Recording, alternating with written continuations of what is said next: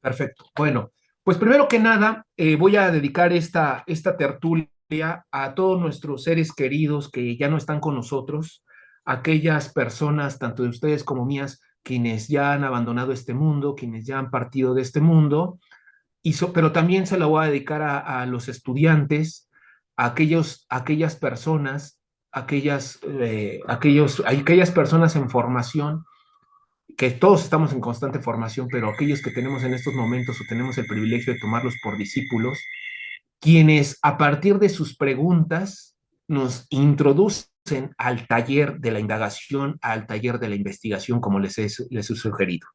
Asimismo, retomo dos epígrafes, como ha sido mi costumbre siempre comenzar con un epígrafe. El primero es de René Descartes, donde dice, debemos leer las obras de los antiguos porque es una ventana grande el aprovechar los trabajos de tantos hombres, yo agrego, y de mujeres, para conocer lo que de bueno inventaron y para saber lo que resta por descubrir en todas las ciencias.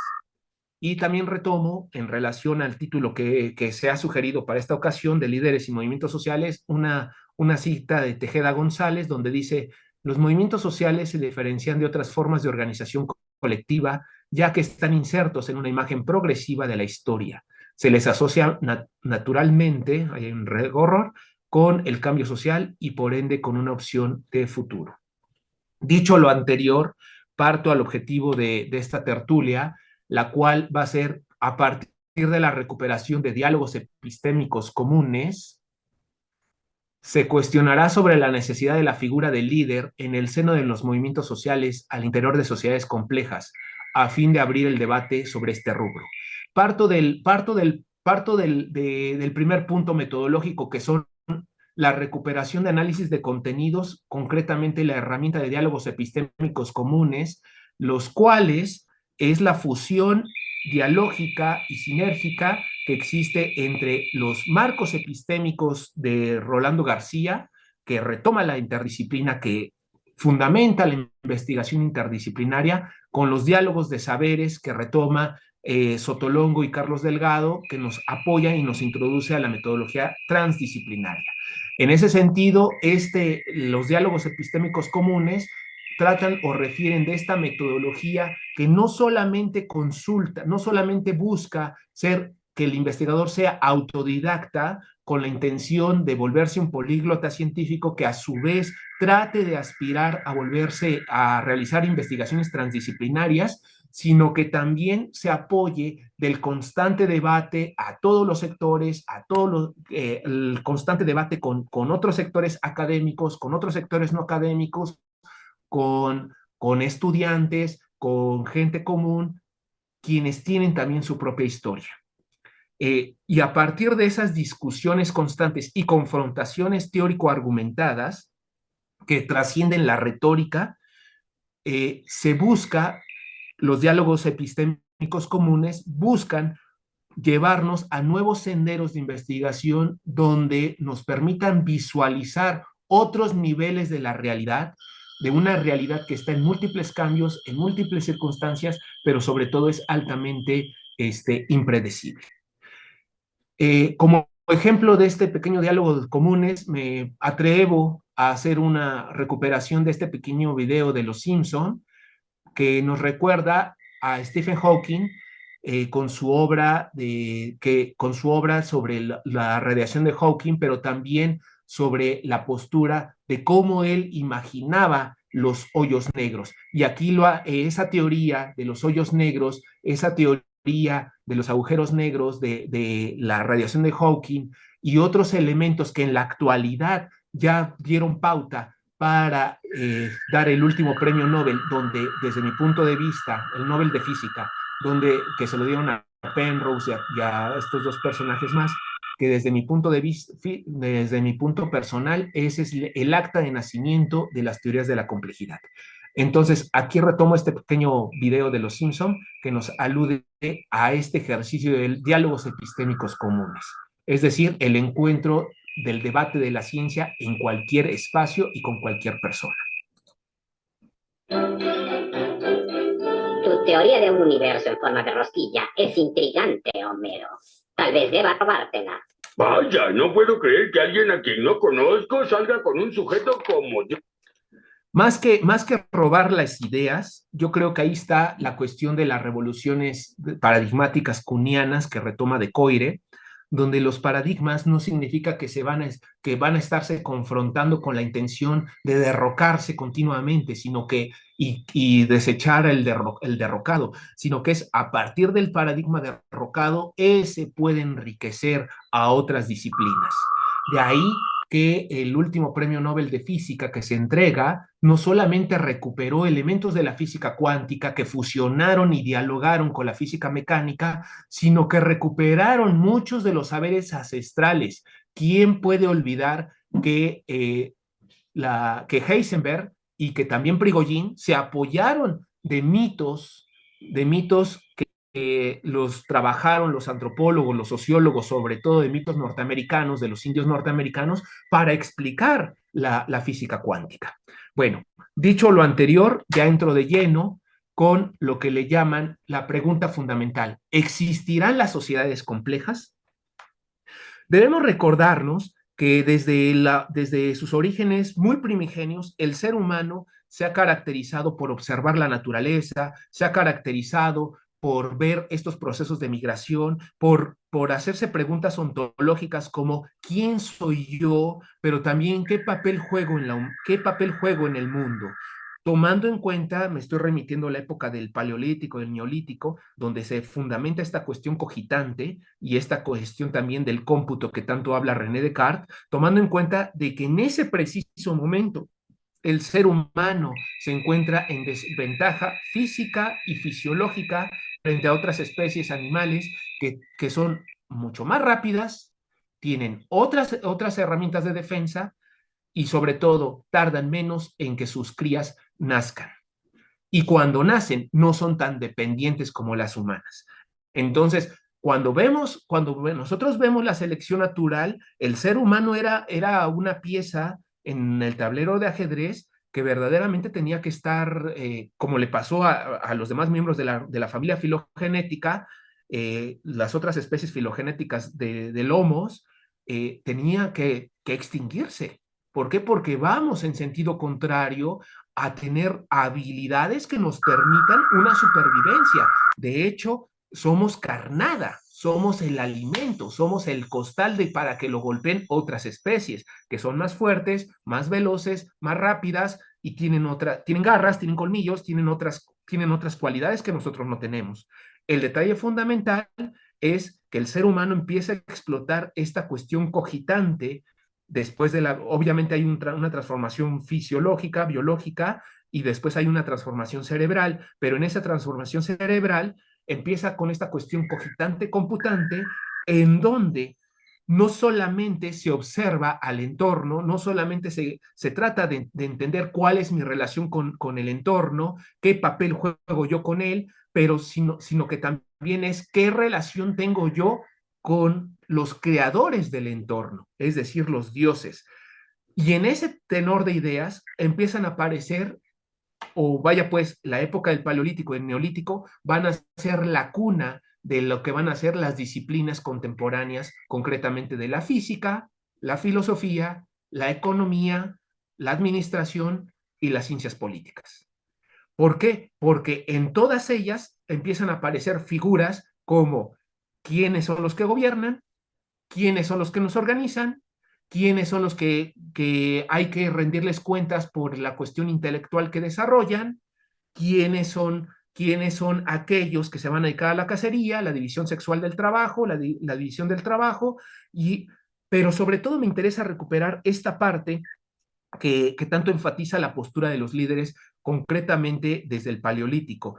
Y esta parte de la división del trabajo que la va a recuperar Marx, Engels, Morgan a partir del materialismo histórico, de la propuesta del materialismo histórico que dialoga a la par con el materialismo dialéctico. Por eso yo les decía hace un instante, va con la cita, por eso empecé con ese epígrafe de René Descartes de hay que ver a los autores, hombres y mujeres del pasado, porque es donde nacieron, donde es en ese taller donde todos hemos estado sacando nuestros conceptos contemporáneos, nuestras ideas nuevas, nuestros principios y nuestros aportes. Y entonces empieza a aparecer esta cuestión sobre todo en la idea que es donde nace la teoría del materialismo histórico, que repito, dialoga directamente, no como una ideología política, sino como un proceso histórico de larga duración que dialoga directamente con el materialismo dialéctico. Empieza este encuentro dialógico entre la historia de la naturaleza con la historia de la humanidad, donde la humanidad, considerada actualmente como un sistema complejo, y es complejo porque es altamente disipativo, y más adelante lo voy a enfatizar, lo voy a tocar, resulta que las formas de organizaciones humanas tienen que buscar alternativas que les permitan apropiarse de los recursos escasos que le van a generar elementos y condiciones para su propia supervivencia. Es decir, en física diríamos, en física y biología se diría elementos negentrópicos, elementos energéticos que nos permitan negar los estados de equilibrio de la entropía. Y en ese sentido, el ser humano va a tener que desarrollar una serie de herramientas que le van a permitir pasar no solamente por encima de otras especies, sino por encima tratando de buscar el control de la naturaleza, como lo decía Comte, eh, pero también pasar por encima de otros recursos escasos que pueden ser la mano de obra de otro, o pasar por encima de otros sistemas humanos, con tal de que nos hagamos no solamente de sus recursos, sino que nos hagamos de su fuerza de trabajo y también de su fuerza intelectual. De aquí que las ideas, la ciencia y el desarrollo científico se van a considerar también elementos de desarrollo, elementos de recursos escasos que están en disputa. Pero entonces, ¿qué son las sociedades complejas? El concepto de sociedades complejas lo empieza a trabajar Lévi-Strauss en la obra ¿cómo se llama? Del pensamiento salvaje. Ahí es donde empieza a matizar esta cuestión de las sociedades complejas, aludiendo a aquellas sociedades que les llama él máquinas de vapor, esas sociedades que tienen un alto desarrollo tecnológico.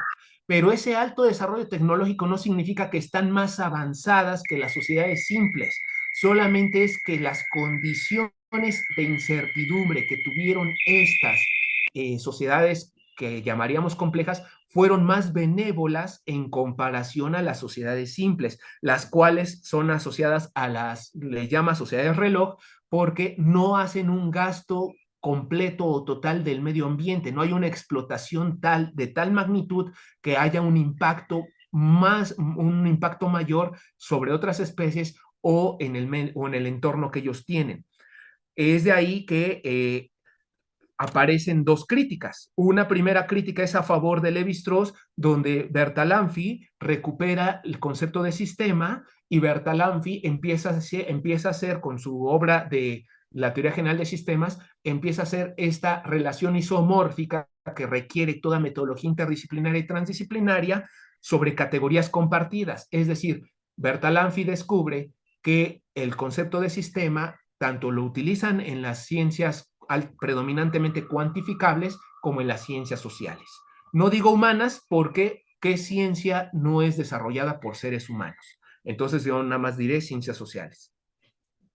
Y la segunda crítica, esta sí es una crítica fundamentada que la establece el mismo Ilya Prigogine, el Premio Nobel de Química, quien a su vez trabaja lo que son las estructuras disipativas y le dice a Lévi-Strauss directamente, le critica esta dicotomía que él hace sobre sociedades reloj, sociedades máquinas de vapor, para diferenciar aquellas que no explotan tanto sus recursos. Y la crítica que le hace Prigogine a Lévi-Strauss es: toda sociedad, sin importar su nivel de desarrollo, explota y transforma el medio ambiente, explota y pasa por ser sistemas complejos, aún a pesar de que no tengan desarrollo tecnológico suficiente.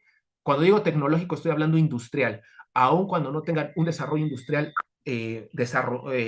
impactante, son sociedades que transforman el entorno, pasan por encima de otros sistemas y deben ser consideradas como sociedades, como sistemas complejos. Por lo tanto, la dicotomía o el concepto de sociedades complejas solamente es una cuestión teórica que nos alude a que hay sociedades que requieren mucho más consumo de energía y requieren mucho más empeño en desarrollos tecnocientíficos y tecnológicos para poder satisfacer las nuevas demandas de energía que ellos necesitan para su propia subsistencia. De ahí que los países de primer mundo se van a valer de discursos de civilización, de existencia de armas de destrucción masiva, de violación de derechos humanos, para intervenir en otros sistemas políticos que les están estorbando en la apropiación de sus recursos escasos, sean en tercer mundo o sean del Medio Oriente.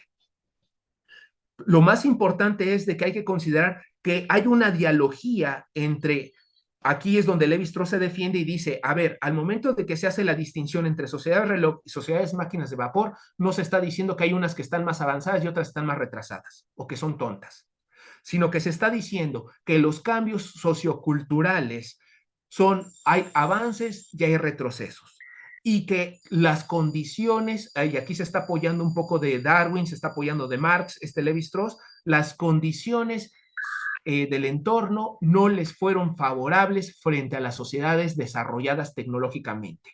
La pregunta fundamental es, ¿por qué en América Latina no se utilizó la rueda antes de la invasión española? Pues simplemente porque no había animales que tiraran de la rueda. Por esa razón, en América Latina, concretamente en México, no se utilizó la rueda, un elemento fundamental para la conquista, y que fue un elemento de desarrollo tanto para la conquista desde el Imperio Romano al mundo. En América no se utiliza, aunque sí se conoce, pero tenemos otros avances, como quién puede olvidar el cero maya, que se vuelve internacional. Ajá. Entonces, todas las sociedades a través de buscar medios alternativos para negar su propia entropía, que es esta cantidad de energía que se pierde de manera irrecuperable, y a pesar de la cantidad de alimentos y de elementos que nosotros y de toda la cuestión energética que nosotros acaparemos, siempre va a haber una cantidad de energía que de manera irrevocable se va a perder por cuestiones de un trabajo. Esa es la entropía. El punto es de que si todo sistema complejo, llámese un individuo, llámese un organismo, llámese una empresa, llámese un país o un sistema político o el sistema educativo, entra a entropía cero, es decir, ni expulsa ni recibe energía, entonces muere. ¿Qué es lo que le pasa a una universidad? ¿Qué es lo que le pasa a a un sector educativo, a una institución educativa que no tiene estudiantes? Pues, ¿como para qué sigues existiendo? Así de fáciles. Y les digo que son sistemas complejos porque son termodinámicamente abiertos, es decir, reciben energía y expulsan energía, siendo formas de organizaciones humanas, pero también formas de organizaciones no humanas. Cuando hablamos de formas de organizaciones no humanas, estamos pensando o se debe pensar en las colonias de abejas, se debe pensar en los hormigueros, se debe pensar en las manadas, los bancos de peces, aquellas formas de organización que no necesariamente son humanas. Y las formas de organización humanas nos remiten a la cuestión de las instituciones. Sin embargo, la cuestión particular del ser humano es que todo el tiempo estamos trabajando entre la cogitación y la computación. Es decir, la forma de generar diálogos mediante la cogitación, el lenguaje simbólico, como lo tenemos ahorita con este mural, el lenguaje escrito, pero también la parte de computación que nos remite a este cálculo. ¿Qué es lo que voy a ganar con todas las acciones que estoy haciendo? Porque no es gratuito de que ahorita estemos hablando, no es gratuito que haya una invitación de por medio, no es gratuito de que aquí los tenemos, hay un público cautivo interesado en el tema, precisamente tanto para discutir como para enriquecer o formar parte de este diálogo debate, pero también incrementar la herencia de la humanidad, que es la ciencia. Finalmente, estos procesos de continua cogitación-computación nos van a llevar a lo que Morán le ha llamado la megacomputación cerebral, que no es más que el cogito, cómputo, ergo sum. Cogitar, computar al mismo tiempo, haciendo cálculos abstractos en donde vamos a ver cómo, como mediante sistemas abiertos, podemos incrementar los medios para apropiarnos de más recursos cada vez. a saber de que es un principio de la administración. Y recalco mucho esto porque es una herencia que tenemos desde el Paleolítico, que se volvió un principio de la administración, que es, existen pocos recursos, entre esos recursos está el capital humano y está el capital intelectual, y existen muchas manos que desean apropiarse de los mismos recursos. El detalle fundamental de esta dicotomía de máquinas de vapor, de sociedades complejas, sociedades, no vamos a hablar de sociedades simples, en realidad en teoría no existe ninguna sociedad simple, puesto que todos los individuos siempre tienen agencia, independientemente de que estemos hablando de tribus amazónicas y tribus que se están encontrando en la India, de las cuales todavía utilizan cuestiones muy rudimentarias como el arco, flechas, puntas de flechas de piedra y demás, pero que han sido muy claras. No queremos tener contacto con comunidades extrañas a nosotros, una xenofobia muy marcada. El detalle fundamental que yo quiero llegar aquí es que la categoría de sociedad compleja solamente alude a una cuestión vinculada con la física cuántica, vinculada con la entropía concretamente. Es una categoría teórica, la cual la establece Levi-Strauss, la discute Bertalanffy, la discute Prigogine y posteriormente Alexander en una obra que se llama Sistemas complejos en sociología cultural, análisis de sociedades complejas, la vuelve a recuperar, la desempolva.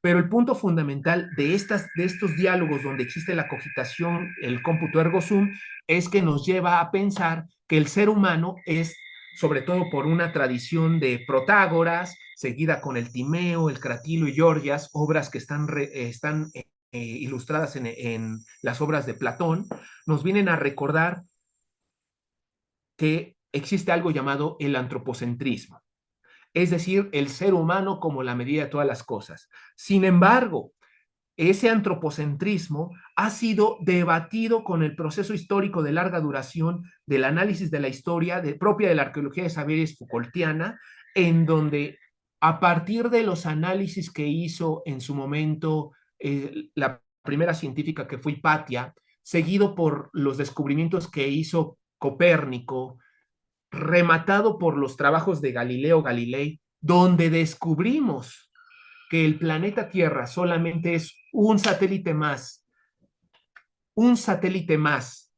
en un confín, en un mundo, en un universo muy grande y no es el centro de la Tierra como se pensaba, no es el centro del universo como se pensaba. Se cae la teoría geocéntrica. Entonces, ese es un primer descalabro a esta cuestión del hombre como la medida de todas las cosas. Un segundo descalabro lo encontramos con Darwin, ya lo habíamos mencionado, que a partir de la selección natural nos dice que el ser humano solamente es el Homo sapiens sapiens, a pesar de tener sus manifestaciones como Homo academicus, Homo economicus, Homo complexus y demás, todos partimos de ser el Homo sapiens sapiens, es es el resultado de un proceso de evolución continua de un primate ahora ya extinto que primero tuvo una transformación física y después tuvo una transformación cerebral, donde en el camino no fue el único que hubo, sino que hubo un ramaje que empezaron a competir entre ellos mismos por la supervivencia y fueron extintos, donde el Homo sapiens termina matando al neandertal. Entonces, el desarrollo, lo que nosotros suponemos que nuestro gran cerebro nos llevó, que es el ser humano que está pensando en colonizar Marte, que ya ha llegado a la Luna y demás, en realidad es un primate que se encontró en una situación más favorable frente a otros que eran Homo sapiens, otros que eran homínidos y otras especies que tuvieron en condiciones más desfavorables frente a nosotros. No fue por azares, eso no fue porque pudimos, sino que se combinaron estrategias de supervivencia con mejores condiciones ambientales. Ahí está el segundo descalabro que tiene la humanidad. Un tercer descalabro lo tenemos con Freud, cuando nos dice, serán muy premios Nobel, serán muy doctoras, serán muy doctores, serán muy investigadores, serán intelectuales orgánicos en términos de Gramsci, serán intelectuales, pero aún así el inconsciente que tiene cada una de esas personas predomina sobre su consciente. Y hay atención, y hay intenciones muy vinculadas con la sexualidad que no las logran dominar del todo. Ahí está la cuestión del inconsciente, donde estos tres descalabros se suman finalmente, se van sumando y van matizándose con la capacidad de agencia del ser humano, donde el ser humano determina su propio destino, donde la conciencia del ser humano, sin importar si somos o no creyentes de alguna asociación religiosa, donde la conciencia del ser humano nos va a dictar parte y va a chocar con los intereses de lo que le llamarían los filósofos el alma, donde le llamaríamos la religión del alma, donde el alma, la conciencia se va a molestar con, el alma va a molestar a la conciencia cuando algo va a contravenir las reglas sociales y espirituales que se han establecido. Pero aunque exista esa contradicción, el ser humano tiene la capacidad de decidir si lo hace o no lo hace, propio del libre albedrío. Si esto no ha sido suficiente para descalabrar el antropocentrismo, años recientes apareció la epidemia del COVID, que nos recuerda que somos una especie más en el tablero de la vida. Somos un animal más en el tablero de la vida, donde el COVID, mediante juegos de azar propios de la selección natural, hace una serie de ramajes como nosotros lo hicimos en nuestro proceso evolutivo, hace una serie de ramajes y lamentablemente pues nos tocó ahora a la humanidad, que si no hubiéramos tenido el desarrollo tecnocientífico, que de todos modos nos puso en jaque el COVID durante 2 años a todo el sistema médico, económico, político y educativo, porque todos terminamos yéndonos a casa, si no hubiera sido por el desarrollo tecnocientífico, quizá la humanidad ya se hubiera extinguido en menos de un año, la humanidad entera. Y si no fuera suficiente el COVID, tuvimos después el Omicron. Si todos estos elementos no nos vienen a recordar que la postura antropocentrista está más que discutida, entonces estamos frente a posturas dogmáticas. Y obviamente todo esto hemos de hacer la distinción que la ciencia también se puede volver dogmática en algún punto. El punto fundamental que quiero sacar a partir del antropocentrismo es de que continúa la lucha de estos recursos escasos, puesto que el COVID también sufrió esta cuestión de recursos escasos. El COVID como una alternativa de su propia, los biólogos nos lo pueden, los genetistas y los biólogos nos lo pueden explicar mejor, pero el COVID como una estrategia para sobrevivir en entornos relativamente cambiantes e inciertos propios de la selección natural, tiene que pelear por recursos escasos. ¿Qué recurso escaso encontró? Encontró el ser humano, un medio de supervivencia para el mismo virus.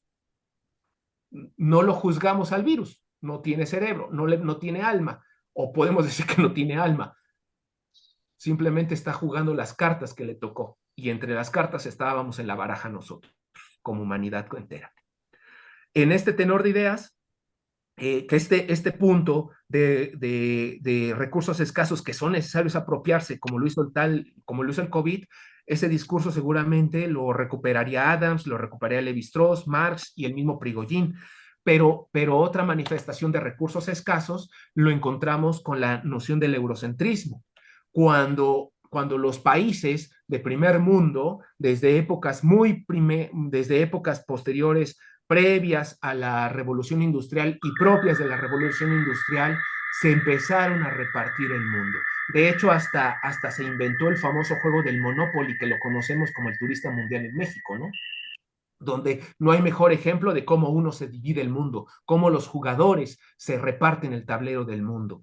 En ese sentido, los países, sobre todo eurocéntricos, empiezan a utilizar una serie de discursos que rayan entre civilizar, de llevar tecnología, llevar desarrollo, llevar violación de derechos humanos, ausencia de democracia, para validar las intervenciones que tienen, puesto que son sistemas complejos que están buscando para evitar su propia exceso de disipación de energía, tienen que pasar por encima de otros sistemas. Entonces, la única manera que encuentran para encontrar el apoyo popular de otros países, de organismos internacionales, de la población civil, de la población, de las formas de organización social, es hablamos de estos discursos, hablamos de civilizar, hablamos de que se están violando derechos humanos, hablamos de que tienen otra religión, hablamos que están matando personas de nuestra religión, hablamos de que no hay democracia, hablamos de una serie de discursos que entre ellos también rayan en la actualidad, propias del occidentalcentrismo, es un nuevo concepto que estoy metiendo al escenario, que ya no es el eurocentrismo, ya no podemos hablar nada más del eurocentrismo, sino del occidentalcentrismo, donde ahora el discurso es ataques por prevención a la seguridad nacional, violación de derechos humanos, armas de destrucción masiva y otras religiones. ¿Por qué? ¿Qué es lo que motiva a que se esté invadiendo constantemente a países árabes de Medio Oriente? Cuando se descubrió una sola arma de destrucción masiva en el gobierno de Saddam Hussein, que después el discurso cambió a que era una dictadura. ¿Cuántas dictaduras en América Latina han perdurado porque han quedado a mano o le han rendido cuentas a los Estados Unidos? ¿Quién puede olvidar la dictadura de Pinochet? ¿Quién puede olvidar las dictaduras en Argentina? ¿Y por qué son toleradas cuando se supone que Estados Unidos se ha puesto la bandera de ser el defensor de la democracia en el mundo? Pues simplemente porque los intereses van por otro lado. No me interesa si tienes una dictadura y pongo una democracia, y no me interesa si derroco una democracia para poner una dictadura. Lo que me interesa es tus recursos escasos que no me estoy apropiando de la manera más idónea. Todo esto, esta cuestión del eurocentrismo, del occidentalcentrismo, del antropocentrismo, herencia del paradigma simplificador propio del papel de la ciencia, cuando la ciencia la estamos siempre viendo de una cuestión lineal, donde la metodología nos han enseñado que lo debemos ver como una receta de cocina, como una lista de supermercado. Haga usted esta serie de pasos, sea usted objetivo y va a ver que usted se va a titular. Entonces, aquí lo que estamos viendo es de que existe un discurso simplificador que constantemente está en nuestras universidades y que se está volviendo una falacia. Que el paradigma simplificador no es que esté mal, puesto que por eso nos hemos formado en diferentes carreras, puesto que por eso tenemos los avances tecnocientíficos de los cuales gozamos. El detalle del paradigma simplificador es que las condiciones de los nuevos niveles de realidad, las condiciones de los nuevos análisis que requiere la sociedad y también de la ciencia ya no son suficientes mediante el paradigma simplificador y por lo tanto tienen que dialogar con las teorías de la complejidad y con nuevas metodologías. No obstante, entre ese diálogo tenemos que recordarnos que se tiene que recurrir a las nuevas metodologías, pero no nada más es meter las metodologías por meterlas, porque si no vamos a caer en posturas ideológicas y del relativismo epistémico, sino que tenemos que apoyarnos de las herramientas de análisis de contenidos tales como los diálogos de saberes, los marcos epistémicos, los diálogos epistémicos comunes, como estoy haciendo este ejercicio en la actualidad, la ecología de saberes, el anarquismo epistémico, con tal de no caer, y la suma de todas las anteriores y otras más, con tal de no caer en estos relativismos epistémicos. No obstante, no podemos negar que la historia de la ciencia siempre está pensada en dos direcciones: desarrollo bélico y mejores condiciones para el acceso a alimentos. Esos son los dos ejes fundantes de la ciencia en la humanidad. Y aunque lo disfracemos con discursos bonitos, discursos científicos, discursos que son más objetivos, entre comillas, todo el tiempo vamos a estar cayendo en esa dicotomía. La búsqueda de mejores condiciones de producción de alimentos y la búsqueda de cómo puedo tener herramientas que me permitan proteger los recursos escasos que ya tengo, pero también apropiarme de otros. Es decir, desarrollo bélico. Entonces, aquí vamos a entrar en un escenario de que va a empezar a aparecer una dicotomía de cuáles son los medios de control y cuáles son los medios para el acceso del poder, donde debemos considerar que los medios de control son El control se desarrolla sobre los entornos, desde la óptica del paradigma simplificador. Obviamente, desde la óptica de las teorías de la complejidad, ya no podemos seguir hablando de un control del medio ambiente, sino que debemos hablar de un diálogo reivindicativo entre la naturaleza, el hombre y el hombre con el hombre. Pero a final de cuentas, el concepto de control nos va a remitir a cómo es que hacemos uso de la tecnología, los medios, para tratar de manipular el medio ambiente, los sistemas y el entorno que tenemos, que es diferente del poder, porque el poder es el mantener el control, ojo, el poder es mantener el control sobre el capital humano y el capital intelectual, donde el poder se va a manifestar diría Marx, por eso enfatizo este epígrafe de René Descartes, se va a matizar, Marx lo había identificado y le había llamado la lucha propia del materialismo histórico, la lucha de clases. Ahí está, ahí es donde nace esta cuestión de la esencia del poder, donde actualmente podemos, desde la sociología, desde la antropología, desde las ciencias políticas, reconocemos diferentes matices del poder. Entre ellos va a ser el poder otorgado, el asignado y el delegado. El otorgado, el que yo voluntariamente, negando mi capacidad de agencia propia en términos kantianos, sería volviéndome un infantil intelectual, cedo mi capacidad de reflexión, cedo mi capacidad de opinión a que otros tomen decisiones por mí.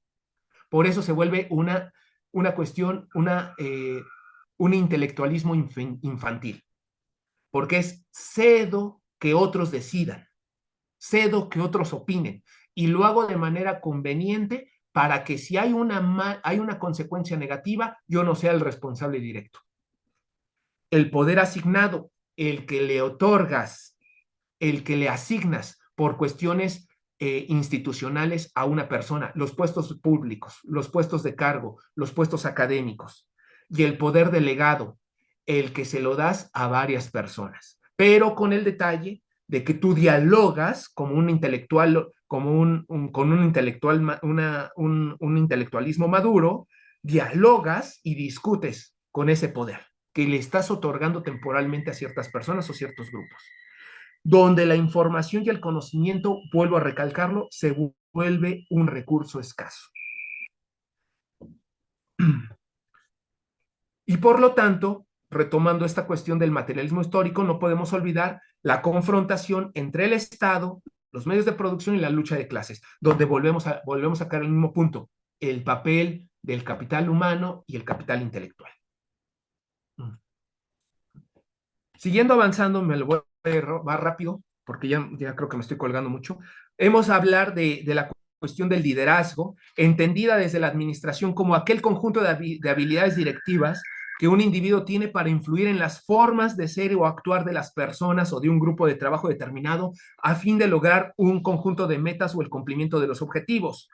Nuevamente caemos en cuenta que esta definición muy retórica, realmente, y digo retórica porque en el fondo nos está hablando de que las personas tengan que delegar su capacidad de opinión a otros, es decir, hacer un juego de poder asignados y poder otorgados, donde al momento que tú reconoces al líder, ya no te estás haciendo responsable. Una cuestión un tanto de un infantilismo intelectual. Convenientemente se cae en un infantilismo intelectual cuando aparecen las figuras de líderes.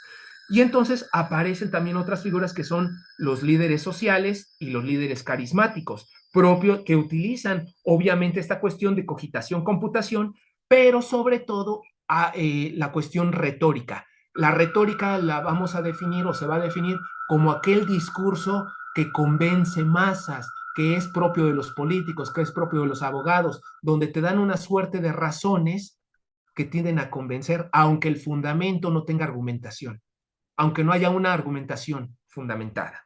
O sea, te puede estar diciendo, puede dar un discurso muy bonito, utilizar muchos conceptos, utilizar mucha verborrea científica y a final de cuentas está afirmando que los elefantes son rosas y vuelan.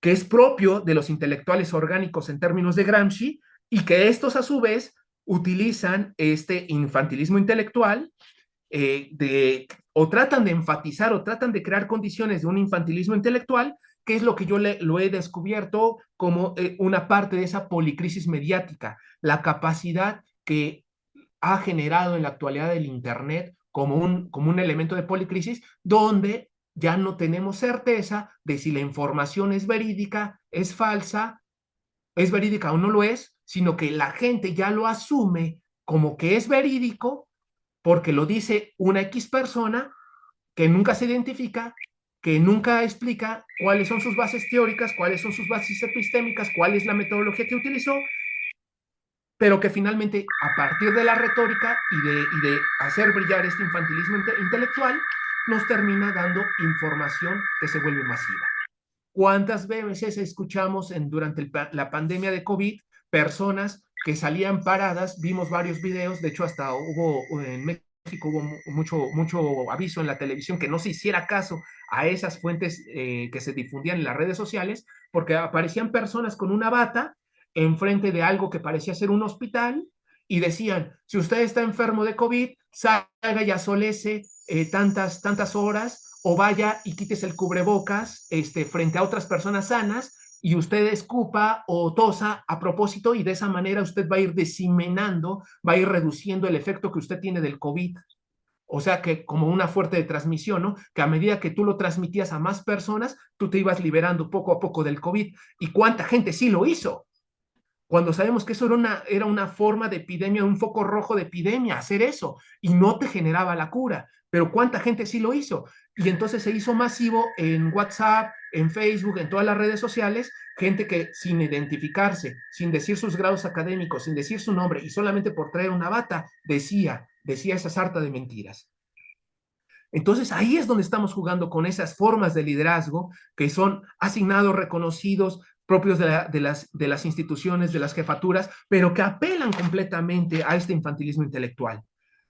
El detalle del liderazgo, sin importar su grado, su tipo que sea, es la vigencia o la temporalidad que va a tener, puesto que debemos empezar a pensar estos ejercicios de liderazgo que son propios, que también aparecen en las masas sociales, que son no como nodos correlacionados a partir del principio de redes.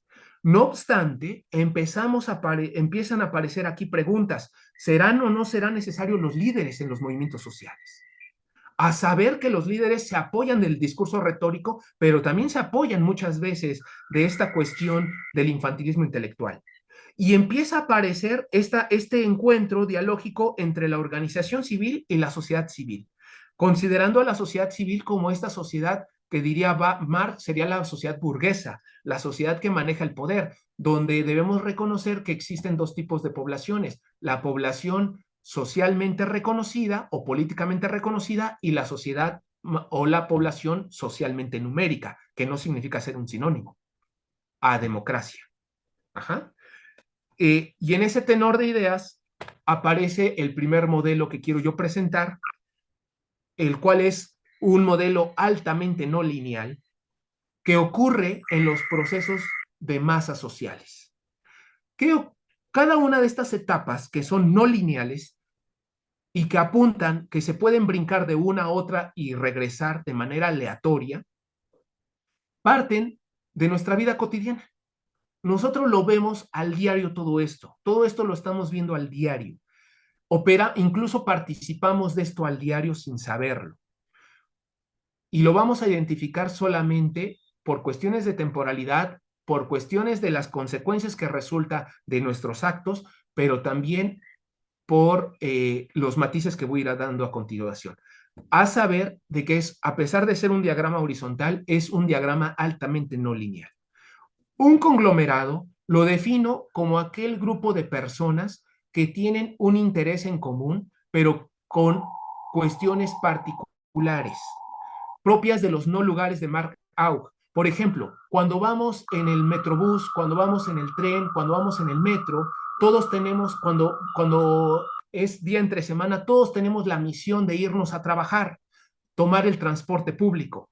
Todas las personas que abordan el mismo transporte que nosotros lo abordamos tienen esa intención, compartimos la intención de viaje, pero no pero empiezan a aparecer las condiciones de agencia que radican en habrá quien se baje junto con nosotros, habrá quien se siga y habrá quien no lo habrá tomado. Esa es la función del conglomerado.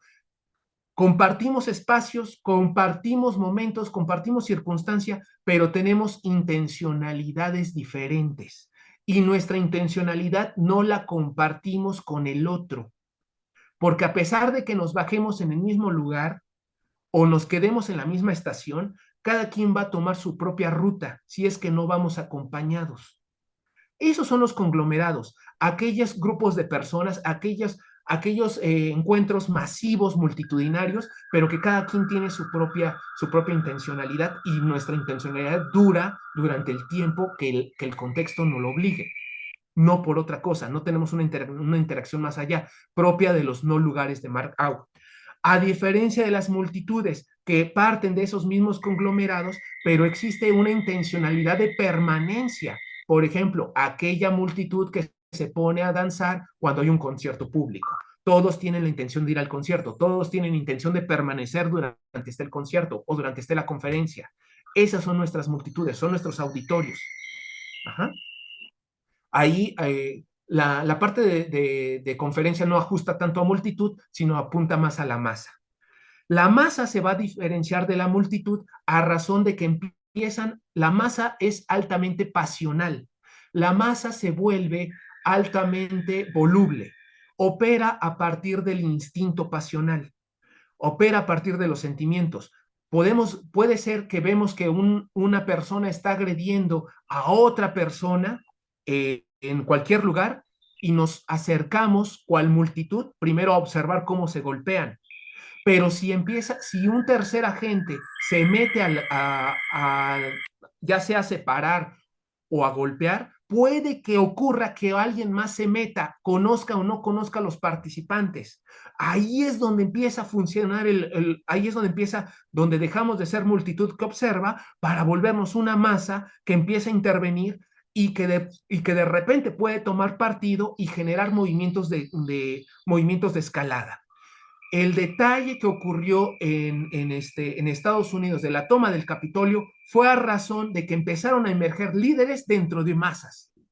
La toma del Capitolio fue que Trump, convocando a una marcha multitudinaria, convence a esa multitud a volverse masa a través de un discurso, y esa masa no solamente llega en plan de meeting, en plan de un reclamo social al Capitolio, sino que empiezan a emerger una serie de líderes que convencen y generan un fenómeno de autoorganización, como lo vamos a ver más adelante.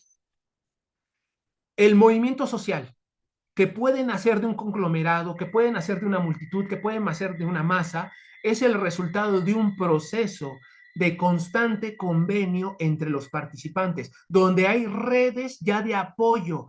De hecho, el movimiento social es una fase muy evolucionada o una fase muy bifurcativa, muy desarrollada, no muy bifurcativa de todos estos anteriores, pero muy desarrollada porque ya empiezan a aparecer figuras de mando, empiezan a aparecer instituciones internas dentro del grupo.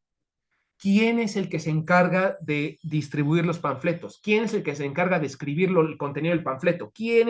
O sea, hay una división sexual y hay una división de trabajo dentro del grupo.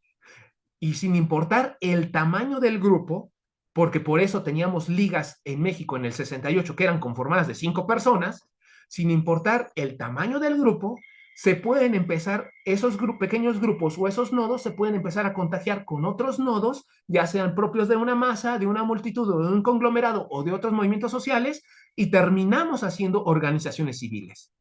El detalle fundamental es de que no es lineal y no es evolutivo, o sea, no es lineal, porque de un movimiento social podemos pasar a una organización civil, pero también de un movimiento social puede llegar, como ocurrió, a volvernos conglomerado, como ocurrió con el movimiento Yo Soy 132 cuando Peña Nieto en México, que nace de una cuestión de una masa social que está en un auditorio de una universidad privada en México. El mensaje de repudio al candidato de un partido específico se manifiesta ahí en una institución privada, se hace extensivo en otras universidades públicas, porque públicamente se dice que eran gente acarreada de universidades públicas, y entonces lo que ocurre es que 131 participantes de ese meeting, de esa masa, manifiestan públicamente que no son acarreados, que no son miembros de una universidad pública y demás.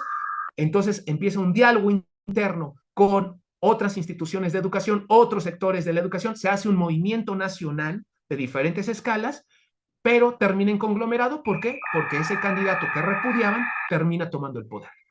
Ya no hubo razón de ser del 132 después de eso.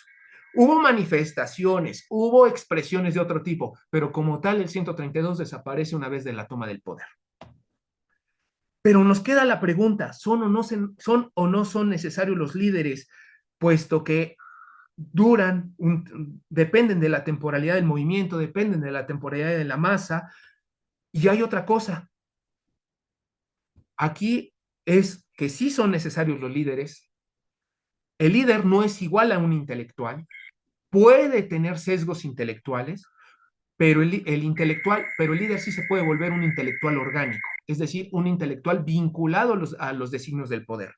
Pero también aparece otra figura que no se había explorado antes y que es el líder emergente.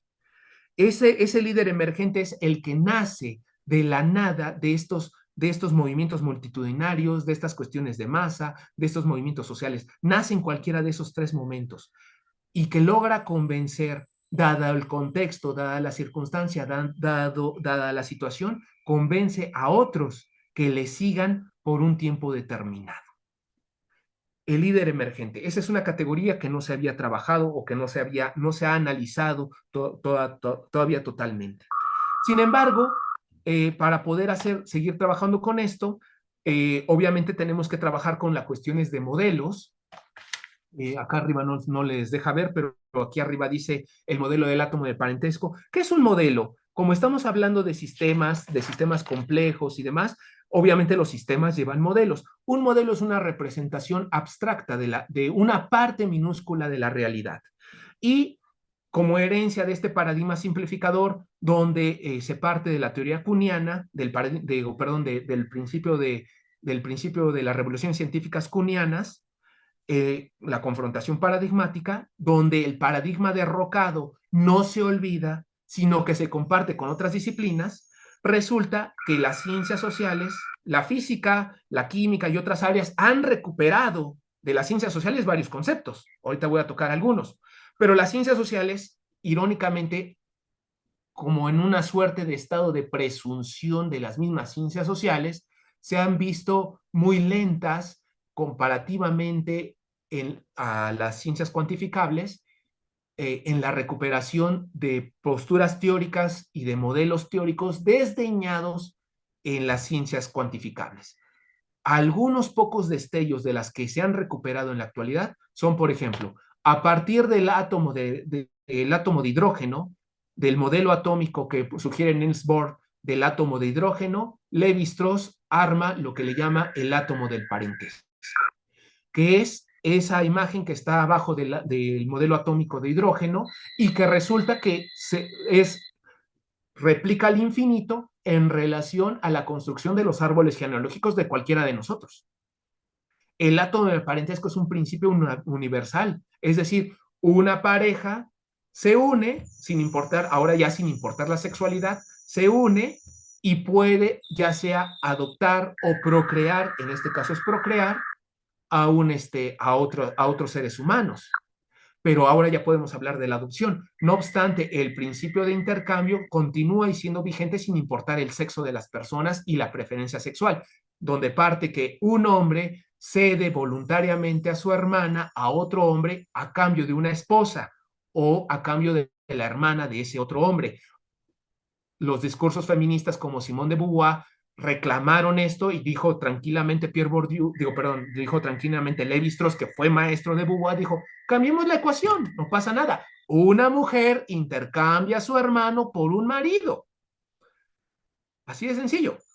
A otra mujer que va también a negar sexualmente a su hermano por otro marido, por otra persona, y la ecuación se mantiene.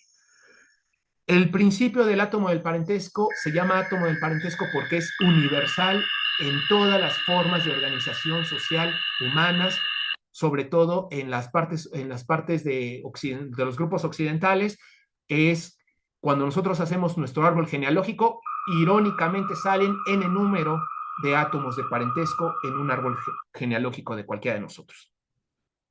Una segunda extrapolación teórica que hemos tenido ha sido la recuperación del demonio de Maxwell, que lo hizo Passerón y Pierre Bourdieu, en comparativa con el papel del ingreso-egreso de la educación. ¿Qué es lo que dice el demonio de Maxwell?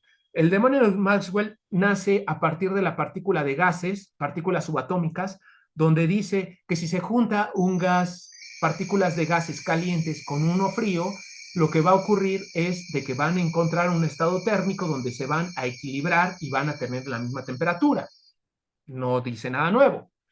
El punto del demonio de Maxwell es de que Maxwell infirió y dice que si tenemos un ente que le vamos a llamar demonio, que es capaz de separar las partículas subatómicas calientes, que son más rápidas, de las lentas, se puede romper con el principio de la entropía. Es decir, la cantidad de energía que se va a perder por ese choque de colisiones que termina generando el estado térmico de los dos gases. Entonces, si nosotros tenemos ese demonio que logra separar las partículas rápidas, calientes, de las frías, que son lentas, ya no habría entropía. Y todos dijeron, teóricamente es correcto.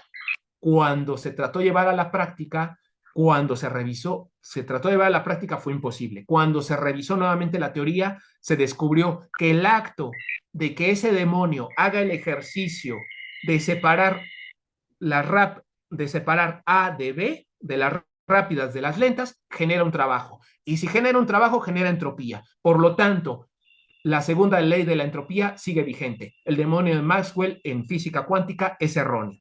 Pero ese mismo principio, que es erróneo en teoría física cuántica, al llevarlo a escenarios de las ciencias sociales con Pierre Bourdieu y Passerón, resulta que si tenemos no partículas subatómicas, sino agentes atómicos llamados estudiantes, que son con carga neutra, que son arrojados a los niveles académicos, donde cada uno de estos conos simboliza esos escaneos del demonio de Maxwell, que tiene orillas pegajosas, significa que no todas las partículas van a pasar, no todas las partículas estudiantes van a pasar. Por lo tanto, los que se vayan quedando atorados se van a ir quedando a la vez en esos niveles académicos por diferentes situaciones, porque no tienen dinero para pagar la escuela, porque no hay una beca, porque no tienen el promedio suficiente, porque no tienen los conocimientos adecuados. Y de ahí es que cuando nosotros estamos en los niveles de posgrado, siempre le están echando la culpa a la licenciatura, cuando la licenciatura le echa la culpa a la preparatoria a la secundaria, la secundaria a la primaria al kinder y el kinder a los padres. Cuando no damos cuenta que estamos frente a un fenómeno no lineal donde intervienen varios factores, desde el hecho de que los docentes se pongan en huelga, hasta de que el estudiante no quiso ir a clases, hasta que los padres no tuvieron para pagar la escuela, que fue lo que retrasa o lo que impide que los estudiantes pasen de un nivel a otro. De cada 100, hay una estadística un poco extraña en México, que salió en un documental que se llama De Panzazo, donde dice que de cada 100 estudiantes que entran al primer año de escuela en México, solamente 2 van a llegar al posgrado. Y de esos 2, solamente llega uno al doctorado. De cada 100, uno de cada 100. Ahí el número estadístico, ahí lo van cambiando.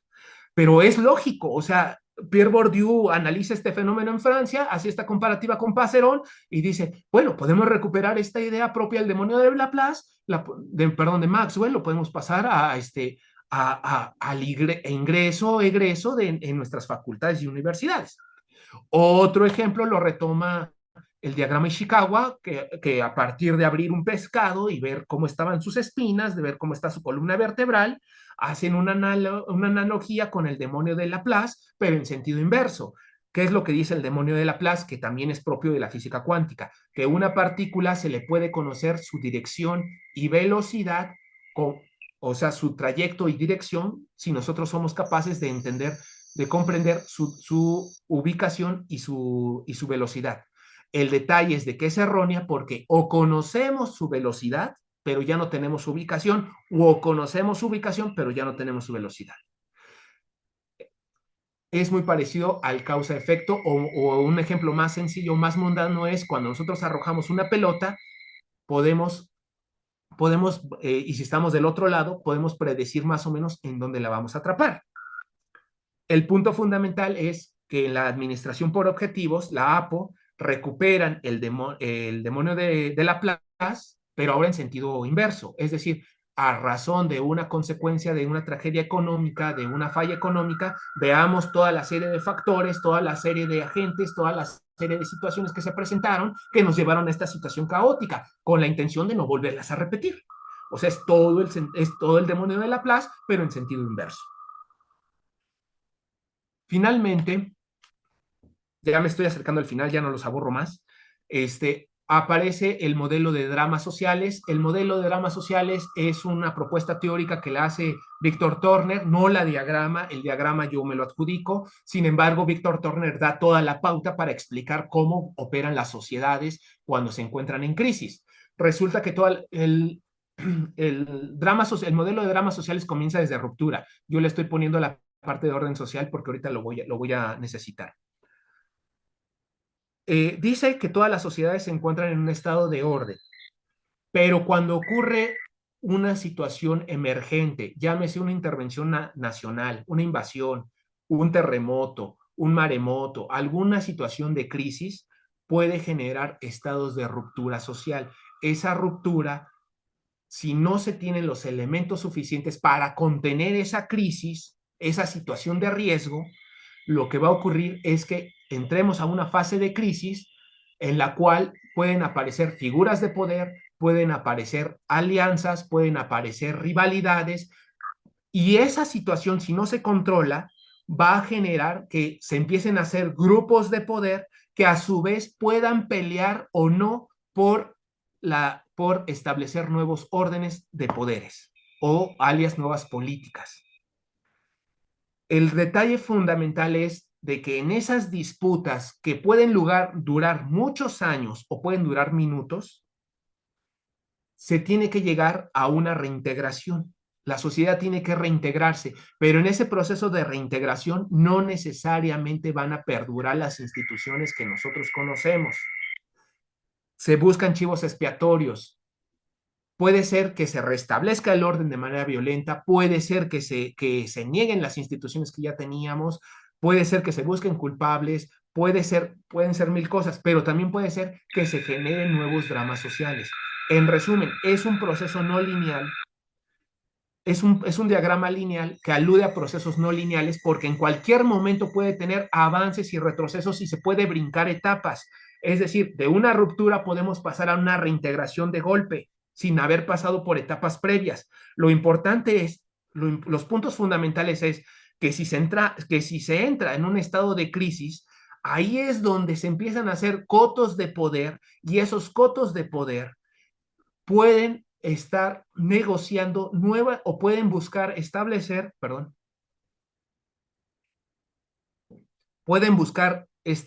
o negociar nuevas formas de organización política, económica y social con las autoridades vigentes, ya sea tirándolas, derrocándolas o negociando una tregua.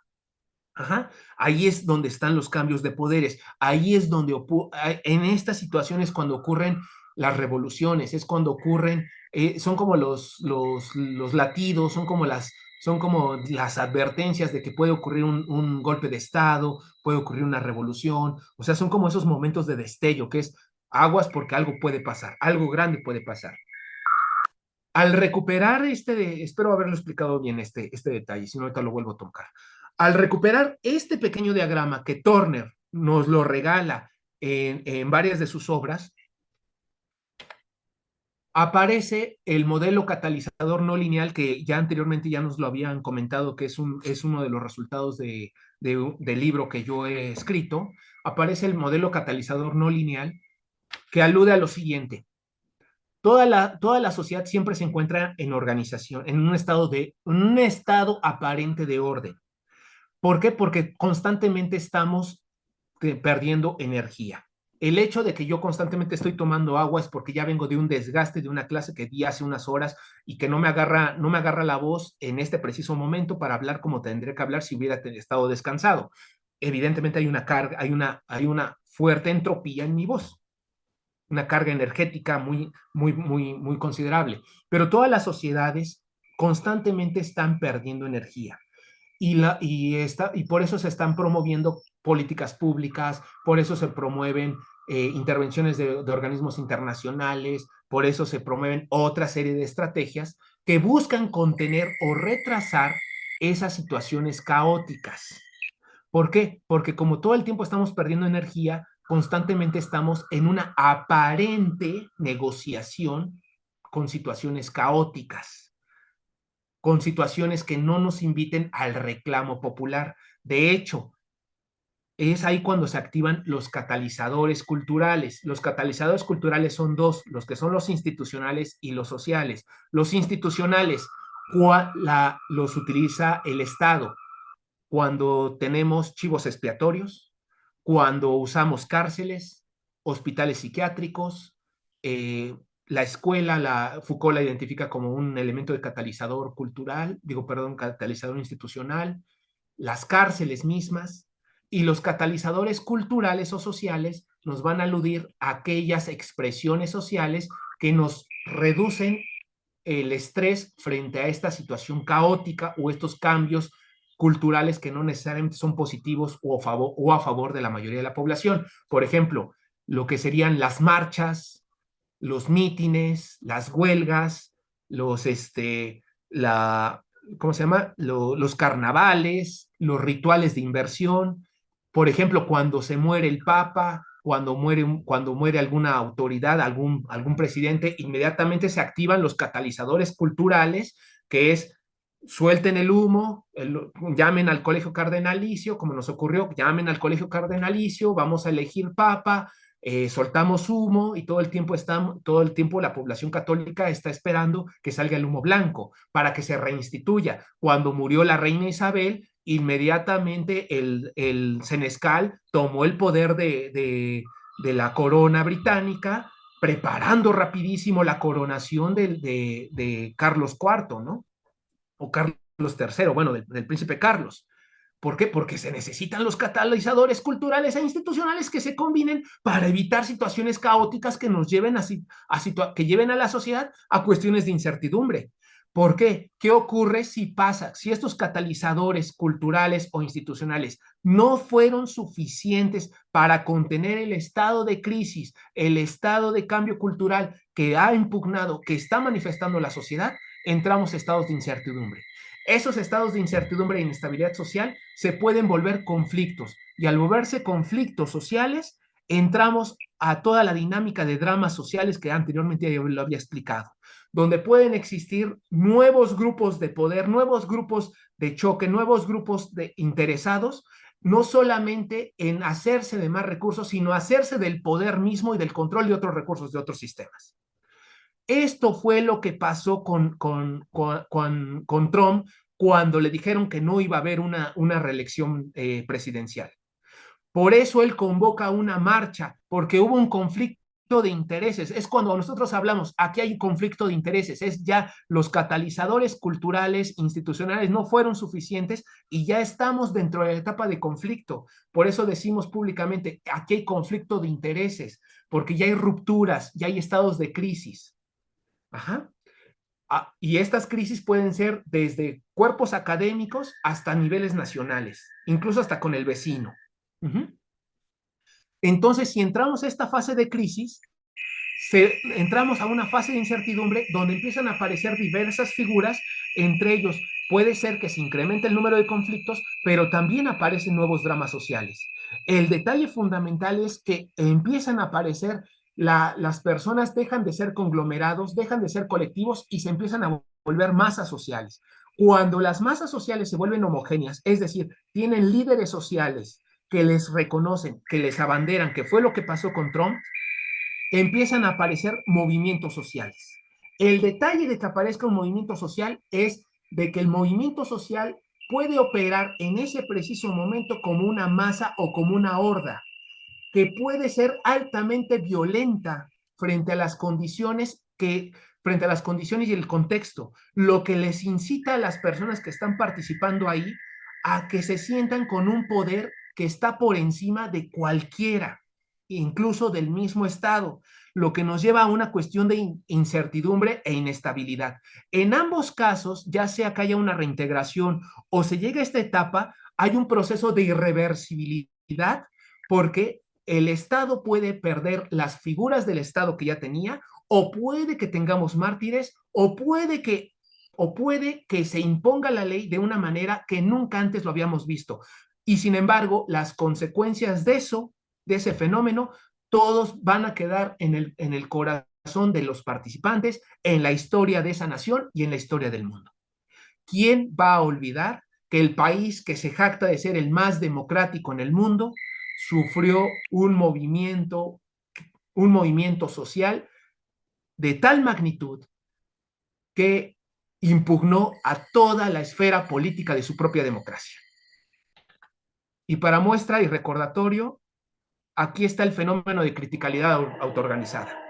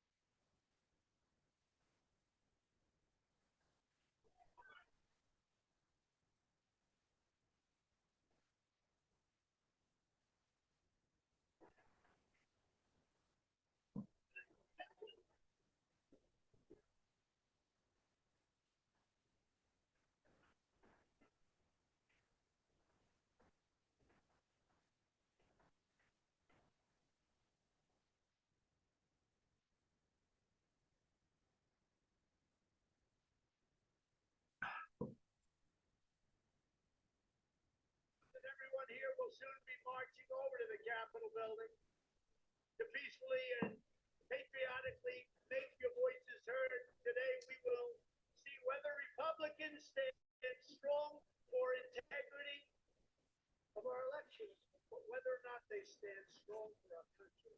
I want to thank you all. God bless you and God bless America. Thank you all. Antes de entrar al video, olvidé mencionarles que todo este es el modelo catalizador en conjunto. Para explicar el modelo catalizador es toda la exposición que hice de pero este es el modelo catalizador en conjunto, donde la parte fundamental es esta zona. Esto fue lo que movilizó a la masa social a subirse a reclamo del Capitolio, donde el concepto de criticalidad autoorganizada, que es propio de un fenómeno de la física mecánica, donde explica que las partículas, ya sea una arena, una piedra, un pedazo de nieve, puede desencadenar avalanchas. Ese principio de avalancha se llama criticalidad autoorganizada, donde una pequeña partícula puede generar una situación de rompimiento de equilibrio que afecta a otras partículas y genera un movimiento desencadenado que ya nada lo puede detener. Ese fenómeno, al llevarlo a las ciencias sociales, se visualiza, se simboliza en el acto mismo que la valla de policías y del ejército que protegían el Capitolio fue rota. Ya para concluir con ustedes y ya no aburrirlos más, la pregunta fundamental es, ¿será posible que se pueda formular un modelo sobre los líderes al interior de los movimientos sociales? La apuesta más importante o las preguntas centrales serían que cómo podríamos representar el modelo para líderes y sus emergencias, pero también cómo podemos representar un movimiento de líderes, un modelo para los movimientos sociales. La postura teórica más acercada para el análisis de esto es pensar que ciertamente existen líderes al interior de los movimientos, pero esos líderes pueden ser emergentes, pueden ser circunstanciales, pero los movimientos sociales siempre los estamos viendo como esta primera imagen, como esta imagen de aquí. Cuando en realidad son cúmulo de redes los movimientos y los mítines y demás son cúmulo de pequeñas redes que se forman y se forman y se vinculan unos con otros con la intención de formar grupos cada vez más grandes. Y la única, bueno, ya para concluir con ustedes, la postura teórica más acercada para hacer este nuevo modelo podría ser la teoría de redes. Con esto, el modelo todavía no existe, prometo tenerlo para el momento de que se escriba el ensayo, y con esto les doy gracias a su atención.